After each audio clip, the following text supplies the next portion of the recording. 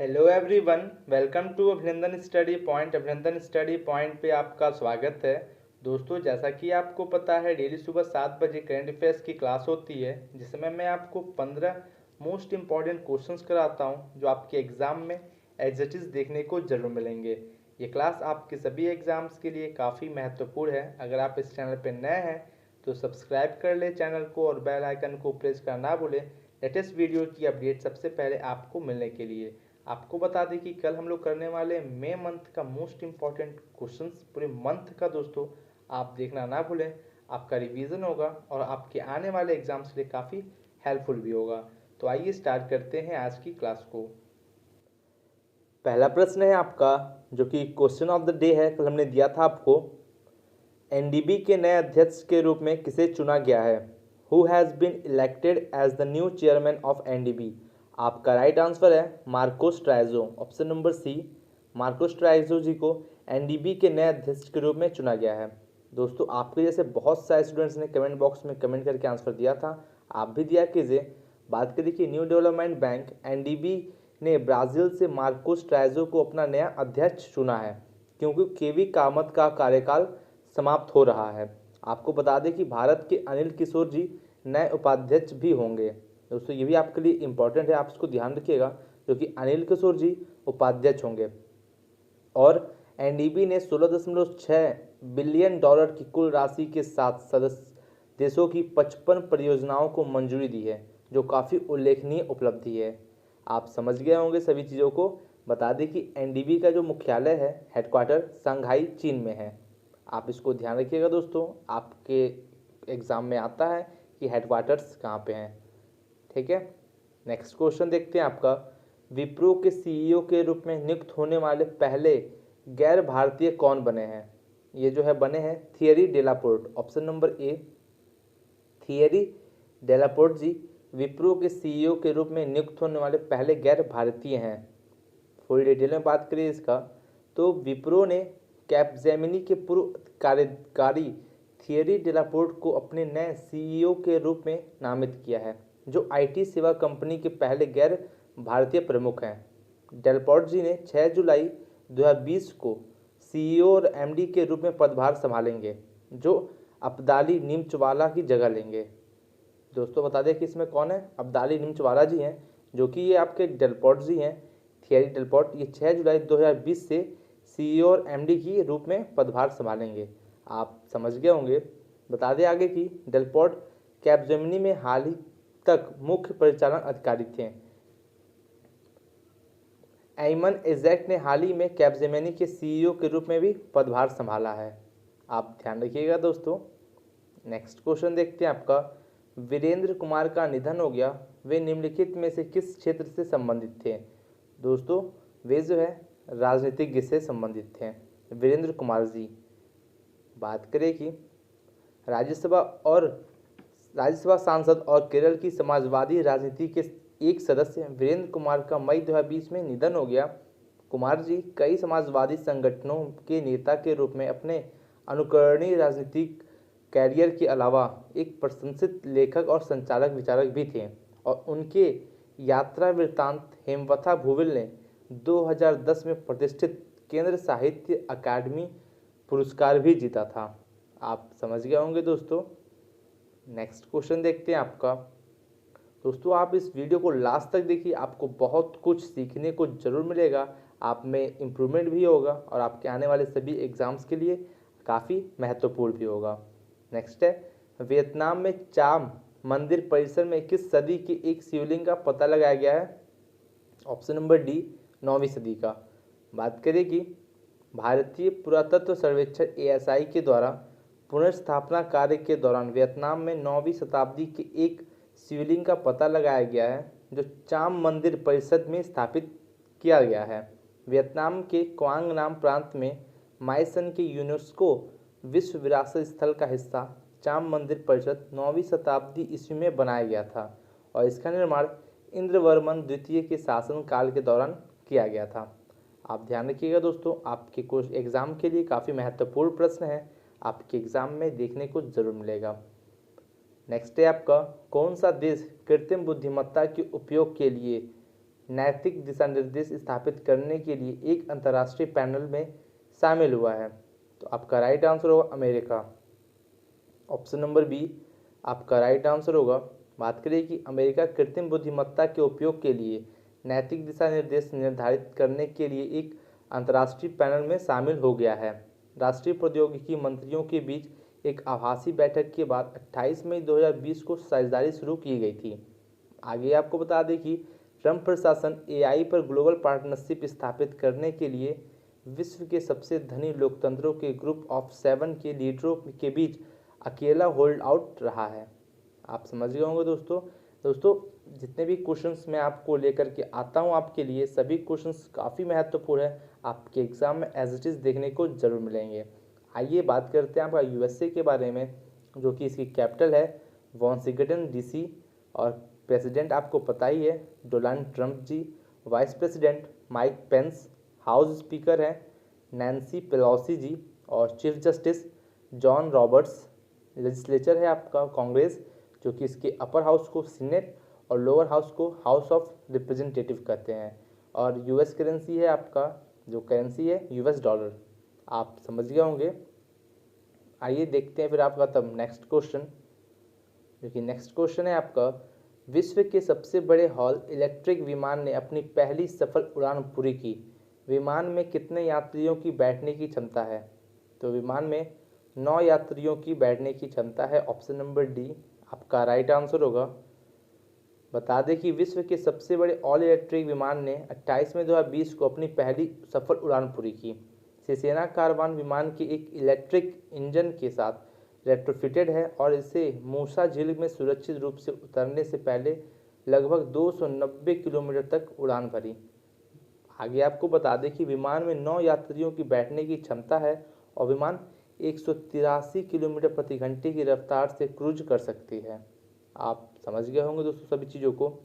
दोस्तों अगर आपको कोई भी चीज़ कहीं भी डाउट लगे, आप हमारे कमेंट बॉक्स में कमेंट कर सकते हैं, आपके सभी डाउट को जरूर क्लियर किया जाएगा।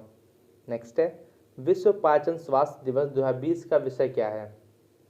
तो इसका विषय है दोस्तों, थीम पूछ रहा है आपसे। आपको हमने बार बार बोला है कि जो भी थीम होता है आपके एग्जाम में इंग्लिश में ही आते हैं, इसलिए हमने इंग्लिश में लिया है। आपके एग्जाम में इंग्लिश में आता है, इसलिए आप इंग्लिश में ही याद रखिएगा।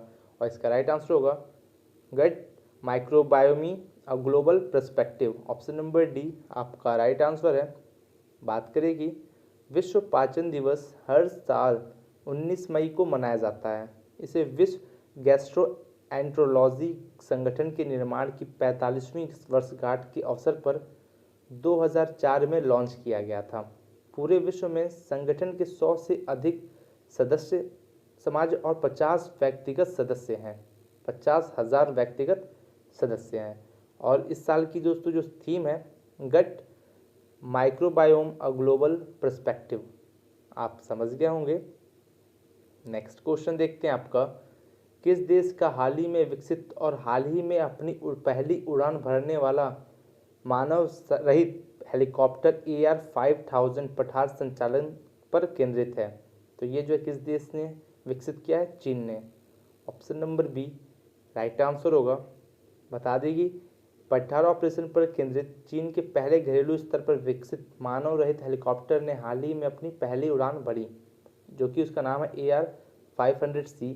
मानव रहित हेलीकॉप्टर राज्य के स्वामित्व वाली विमानन उद्योग नियम AVIC के द्वारा विकसित किया गया है और यह उच्च ऊंचाई पर टोही संचार रिले, इलेक्ट्रॉनिक व्यवधान और फायर स्ट्राइक सहित मिशन का संचालन करने में सक्षम है। आप ध्यान रखिएगा, जो भी अपनी नेबरिंग कंट्री है, ठीक है, इससे रिलेटेड क्वेश्चन आपके एग्जाम में जरूर बनते हैं। आइए बात करते हैं आपका चाइना के बारे में। अबाउट चाइना दोस्तों वर्ल्ड मोस्ट पॉपुलस कंट्री है पूरे, और ये दुनिया का 3rd और 4th लार्जेस्ट कंट्री है बाय एरिया। आप समझ गए होंगे। और चाइना का कैपिटल है बीजिंग और गवर्नमेंट है unitary Marxist Leninist one party socialist Republic और प्रेसिडेंट है शी जिनपिंग। करेंसी है रेनमिनबी युआन। आप समझ गए होंगे। दोस्तों हम लोग क्वेश्चंस के साथ साथ आपका स्टैटिक जीके भी कवर करते हैं ताकि आपको याद करने में कोई प्रॉब्लम ना हो। डेली इसको लेते हैं ताकि आप रिलेट करके आप उसको डेली देखेंगे तो आप अच्छे से याद कर सकेंगे। नेक्स्ट है आपका, किस राज्य के मुख्यमंत्री ने राज्य के लोगों के लिए कोंडापुचा सागर परियोजना को समर्पित किया है? ये जो है किसने किया है?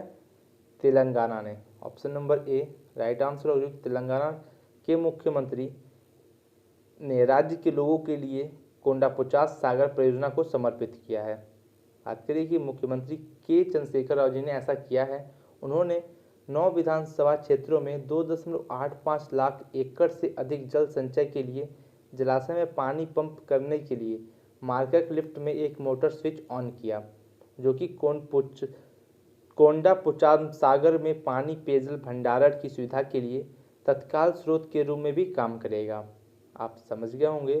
बात करें कि तेलंगाना का राज्य पशु है चीता और राजकीय बर्ड है भारतीय रोलर। फुल डिटेल में बात करें तेलंगाना की दोस्तों, तो जो कि ये राज्य बना था 2 जून 2014 को। कैपिटल है Hyderabad. Number of district 33। Governor हैं तमिलिसाई सौंदरराजन। चीफ मिनिस्टर के Chandrashekhar Rao. Members of the legislative assembly 119 है। लोकसभा सीट 17 और राज्यसभा सीट 7 है। आप समझ गए होंगे। आइए तब देखते हैं नेक्स्ट क्वेश्चन आपका 10वां नंबर क्वेश्चन। इंडिगो के स्वतंत्र निदेशक किसे नियुक्त किया गया है? ये जो है नियुक्त किया गया है वेंकटमणि समुद्रन जी को। ऑप्शन नंबर डी वेंकटमणि समुद्रन जी को इंडिगो के नए स्वतंत्र निदेशक के रूप में नियुक्त किया गया है। बात करें कि सेलेरिस टेक्नोलॉजी के अध्यक्ष और प्रबंधक निदेशक वेंकटमणि सुमंत्रन को इंडिगो का स्वतंत्र निदेशक नियुक्त किया गया है। सुमंत्रन जी अगले 5 वर्षों के लिए पद संभालेंगे। वे मैसाचुसेट्स इंस्टीट्यूट ऑफ टेक्नोलॉजी में एक सहायक प्रोफेसर के रूप में कार्यरत हैं और भारत, यूरोप और अमेरिका में कई वैधानिक और सलाहकार बोर्डों में भी शामिल हैं। आप इसको ध्यान रखिएगा। नेक्स्ट क्वेश्चन है आपका, केंद्र ने किस राज्य में 2020 से 2021 के दौरान जल जीवन मिशन सन के कार्यान्वयन के लिए 445 करोड़ रुपए की मंजूरी दी है? ये जो किस राज्य को दी है? छत्तीसगढ़ राज्य। ऑप्शन नंबर ए, केंद्र ने छत्तीसगढ़ राज्य को 2020 से 21 के दौरान जल जीवन मिशन के कार्यान्वयन के लिए 445 करोड़ रुपए की मंजूर किए हैं। बात करेगी मिशन का उद्देश्य 2024 तक देश के प्रत्येक ग्रामीण विकास को नियमित और दीर्घकालिक आधार पर निर्धारित गुणवत्ता का पर्याप्त पेयजल उपलब्ध कराना है, और जो कि छत्तीसगढ़ ने 2030 से 2024 तक 100% कार्यात्मक नल जल कनेक्शन की योजना बनाई है। आप इसको ध्यान रखिएगा। बात करें कि छत्तीसगढ़ का पशु है जंगली भैंस और राजकीय पक्षी है आम पहाड़ी मैना। आप इसको ध्यान रखिएगा। नेक्स्ट क्वेश्चन देखने से पहले दोस्तों बात करते हैं छत्तीसगढ़ राज्य के बारे में, जो कि ये राज्य बना था 1 नवंबर 2000 को। Capital Raipur. Number of district 27। Governor हैं अनुसुईया उइके जी। चीफ मिनिस्टर हैं Bhupesh Baghel. Members of the legislative assembly 90। Lok Sabha seat 11 और राज्यसभा सीट 5 है। आप इसको ध्यान रखिएगा। आइए नेक्स्ट क्वेश्चन देखते हैं आपका, किस राज्य में KIA मोटर्स ने आगामी परियोजना के लिए 54 मिलियन अमेरिकी डॉलर के अतिरिक्त निवेश की घोषणा की है? यह जो है आंध्र प्रदेश राज्य में। आंध्र प्रदेश राज्य में दोस्तों KIA मोटर्स ने आगामी परियोजना के लिए 54 मिलियन अमेरिकी डॉलर के अतिरिक्त निवेश की घोषणा की। बात करें कि KIA इंडिया के CEO कुचिन सिम ने उद्योगों पर आंध्र प्रदेश सरकार के फ्लैगशिप कार्यक्रम माना पालना में सूचना में बोलते हुए 54 मिलियन अमेरिकी डॉलर का अतिरिक्त निवेश करने की घोषणा की है। निवेश राज्य में SUV वाहनों के विनिर्माण पर केंद्रित होगा। आप समझ गए होंगे। बात करें आंध्र प्रदेश का राज्य पशु है ब्लैक बग। राज्य पक्षी है भारतीय रोलर। और राष्ट्रीय उद्यान की दोस्तों जो इम्पोर्टेंट है आपके एग्जाम में पूछे जाते हैं, श्री वेंकटेश्वर राष्ट्रीय उद्यान, राजीव गांधी राष्ट्रीय उद्यान और पापीकोंडा राष्ट्रीय उद्यान, जो कि ये आंध्र प्रदेश में है। आप इसको ध्यान रखिएगा। आइए नेक्स्ट क्वेश्चन देखते हैं आपका, किस देश ने मई 2020 में ब्रिक्स देशों के कर प्राधिकारियों की बैठक की मेजबानी की है? ये जो है रूस के द्वारा किया गया है। रूस ने ब्रिक्स देशों के कर प्राधिकारियों की बैठक की मेजबानी की है। आपको बता दें ब्राज़ील, रूस, भारत, चीन और दक्षिण अफ्रीका जैसे ब्रिक्स देशों के कर प्राधिकारियों के प्रमुख की बैठक हुई है। बैठक को रूस की संघीय कर सेवा के द्वारा आयोजित किया गया था, जो वर्तमान में ब्रिक्स की अध्यक्षता रखता है, और इसने कोविड-19 महामारी के लिए ब्रिक्स कर अधिकारियों की प्रतिक्रिया और कर मामलों के सहयोग के संबंधित क्षेत्रों का पता लगाने की चर्चा की गई है। आप समझ गए होंगे सब चीज़ों को दोस्तों। बात करते हैं आपका रसिया के बारे में, जो कि एक ट्रांस कॉन्टिनेंटल कंट्री है और ये लोकेट करता है ईस्टर्न यूरोप और नॉर्दर्न एशिया में, और ये लार्जेस्ट कंट्री है पूरे वर्ल्ड में बाय एरिया। आप समझ गए होंगे। कैपिटल है मॉस्को, प्रेसिडेंट है Vladimir Putin ji, speaker of the federation council हैं Valentina Matviyenko ji, chief justice Vyacheslav Lebedev ji हैं, और लेजिस्लेचर है फेडरल असेंबली, अपर हाउस को बोलते हैं फेडरेशन काउंसिल और लोअर हाउस को स्टेट ड्यूमा, और करेंसी है रशियन रूबल। आप इसको ध्यान रखिएगा। आशा करते हैं आपको सभी चीज़ें समझ में आ गई होंगी। नेक्स्ट है आपका कमांडिंग ऑफिसर CMDE राजेश देवनाग द्वारा एक मिसाइल पार्क अग्निप्रस्थ की आधारशिला कहाँ रखी गई है। ये जो है कहाँ रखी गई है, INS Kalinga. Option number B आपका राइट आंसर होगा। फुल डिटेल में बात करें इसका, INS कलिंग में CMDE Rajesh Devnath commanding officer के द्वारा 28 मई 2020 को एक मिसाइल पार्क अग्निप्रस्थ की आधारशिला रखी गई। पार्क INS कलिंग के सभी अधिकारियों, नाविकों और सहायक कर्मचारियों को समर्पित होगा, जिन्होंने 1981 में इसकी स्थापना के बाद से इस प्रमुख ऑफ स्पोर्ट बेस में सेवा की है। और इस पार्क का लक्ष्य है 1981 से अब तक INS कलिंग के मिसाइल इतिहास की झलक देखना है। आप समझ गए होंगे। आइए देखते हैं आपका नेक्स्ट क्वेश्चन। दोस्तों नेक्स्ट आपका है क्वेश्चन ऑफ द डे, रोजगार सेतु योजना किस राज्य ने शुरू की। Which state started the employment bridge scheme of. दोस्तों आपको इसका आंसर कमेंट बॉक्स में कमेंट करके ज़रूर बताना है। अगर आपको क्लास अच्छी लगी हो लाइक करें, कमेंट करें, शेयर करना ना भूलें।